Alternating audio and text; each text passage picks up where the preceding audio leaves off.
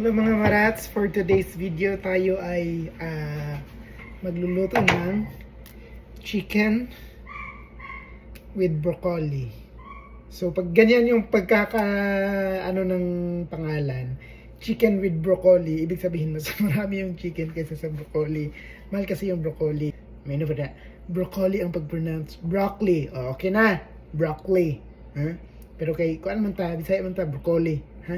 So ang una pahaton ani sa pagputol sa broccoli, kaning iyang stem magamit pa ni siya. Mura ni siya iyang texture kin murag sayuti gani. Okay. So ganyan lang guys. Ayan oh. 1 2 and then ganyan. Okay. Ayan. Kasi yung iba tinatapon na nila tong stem ng broccoli. Hindi nila alam na pwede pala. Ayan oh, parang ganito siya oh. 'Di ba? And then ganun lang. Hatiin mo sa apat. And then i-slice mo ng pahaba. So bakit pahaba yung pag-slice nito hindi pa bilog? Kasi pag meron kang carrots, may naput carrots. Okay na? Carrots, ha? Okay. Pahaba din yung pag-slice po din mo na. Yan na siya guys. Ganyan. Oh, di ba? Kaunti lang yung patis guys ha. Kasi baka mahala pa.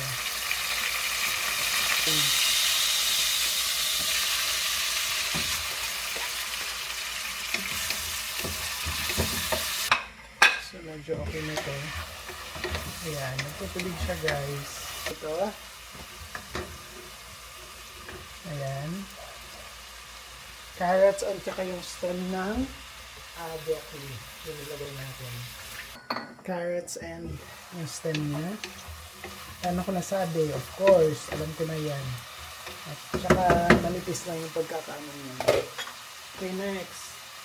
Drop the broccoli. Okay. Stir. Ayan. Ganun lang. Okay. Oops. Ganun lang. Huwag masyadong marami guys. And then, the oyster sauce. Okay. That's enough. Okay. After that, you stir.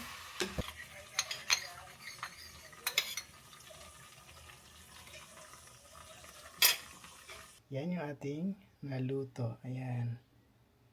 'Di ba? Okay, pang madalian lang yan, guys. Okay.